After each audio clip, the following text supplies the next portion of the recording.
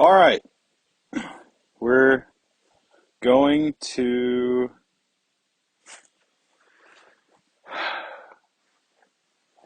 we're going to try this again.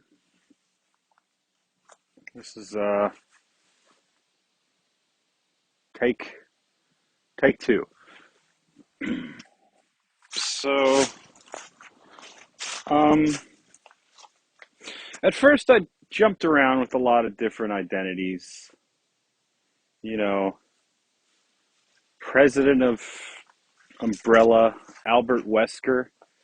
Maybe that kind of led to where it led, but really, I think the what I'm known for and what people can grasp the easiest, I think, is Santa Claus.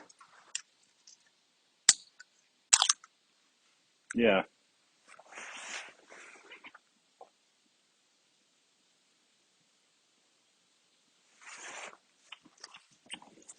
Because Santa Claus, it's interesting. Prophecy says either the Messiah or the anti Messiah is going to come down to the earth. And Santa Claus is kind of neutral, you know? Not really one claim or the other. It's something that people can believe in, they may or may not believe in. But if you do believe in it, you're willing to accept the impossible. So maybe I'm a young Santa Claus, you know? Still looking for that Mrs. Claus. So I'm going to tell my story. Uh, I'm going to tell it. Told it before, but I'm pretty polished up on the story. And all right, so here goes. I think we start at, I was probably age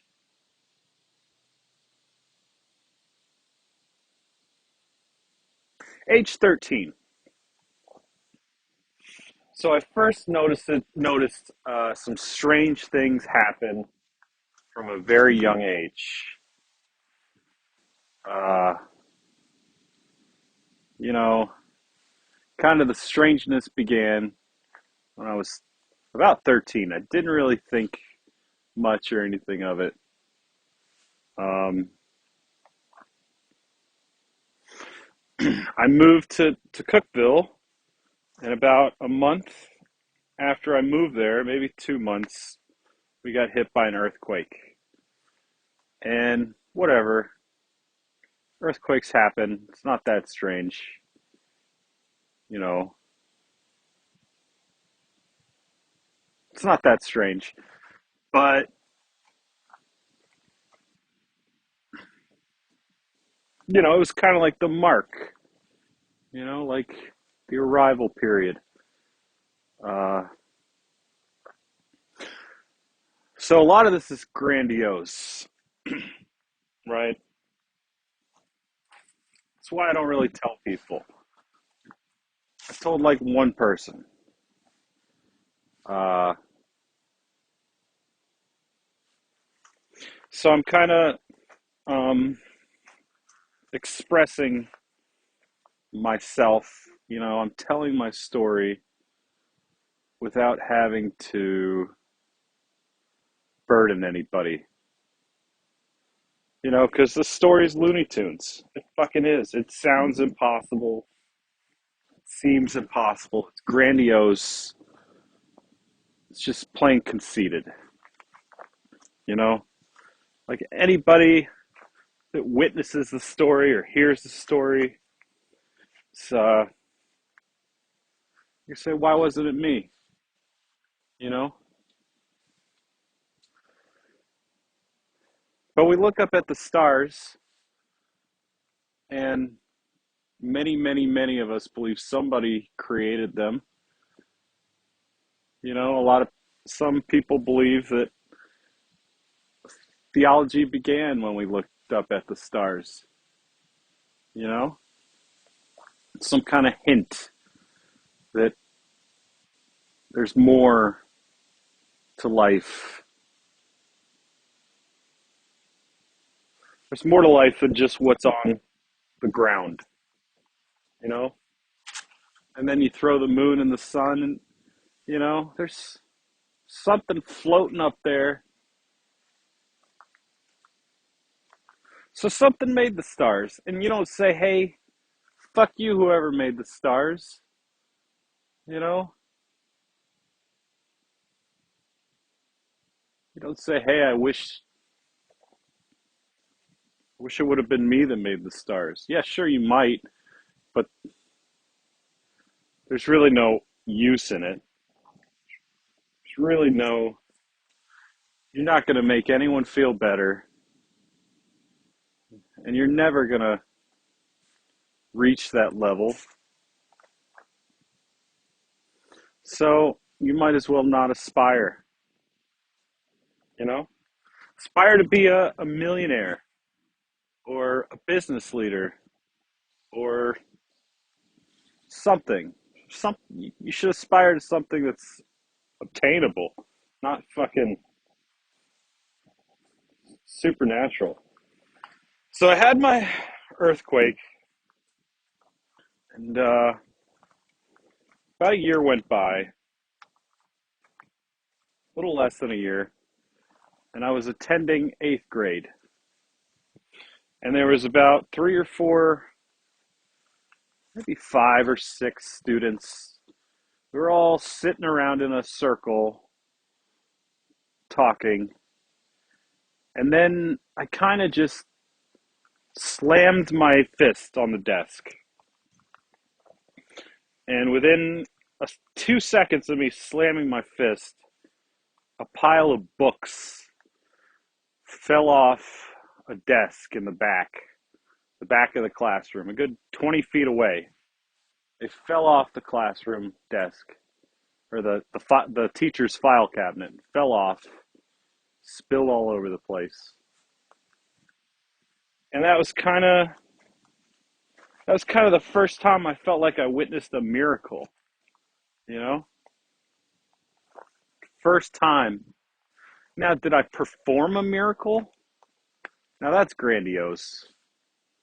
You know, when Jesus performed miracles, if you believe in that, I think he intentionally broke the bread, he intentionally walked on water. I didn't intentionally bang on the desk to make. And what kind of a shitty miracle is that? Just made a fucking mess. Just spilled papers all over the ground. That's a shitty miracle.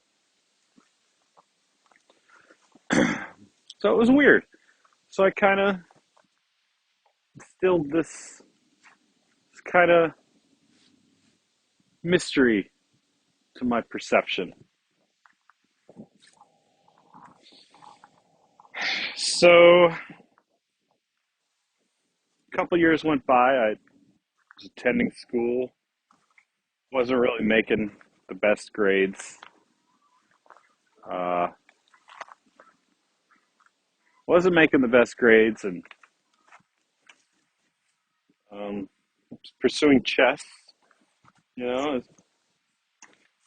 Never became a grandmaster or anything, but I was pretty good at it.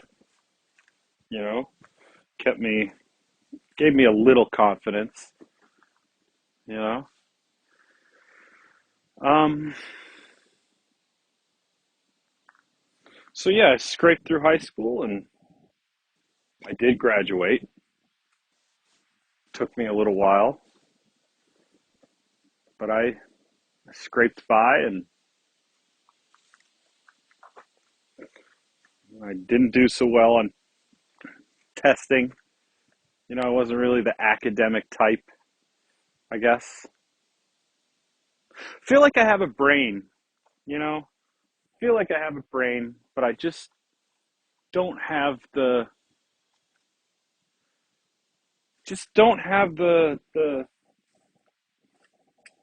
consistency, you know? And also I feel like there's a multitude of mental illnesses floating around in there. Uh, but you might want to turn the story off right now as soon as you hear that. Uh, but very seldom do you hear people with mental illnesses. And if you hear my story, you'll understand they if they are mental illnesses, then they're pretty severe. So, you know, I think you'd like to hear the story from the perspective of someone who can communicate.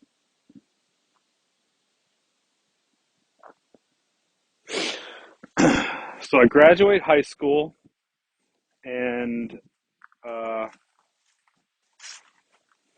right before I graduated, I took up cigarettes, and I tried marijuana, tried alcohol, tried sex. Um, and then I turned 18, and I became a regular smoker, and um,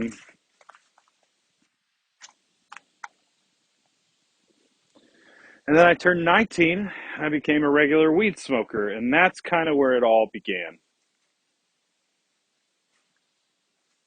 Kind of all began with the weed, you know? So nothing against weed smokers. Um, got nothing against it. 420 friendly. If it helps you, expand your mind or calm your mind or give you something to get through the week or, you know, as long as it's not a problem in your life, then who am I to say it's a bad thing? But um, so they invented wax, right? Invented something called wax, which is very high concentrated THC.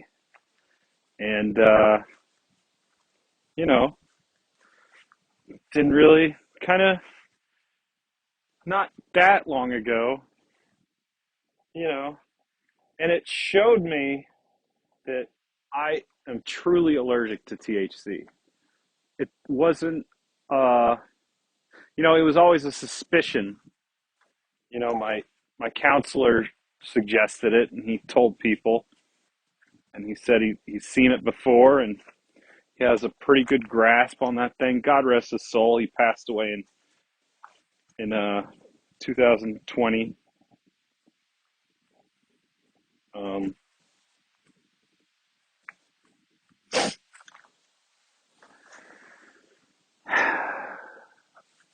so yeah, I hit the wax, which is very high THC, and I broke out in bruises.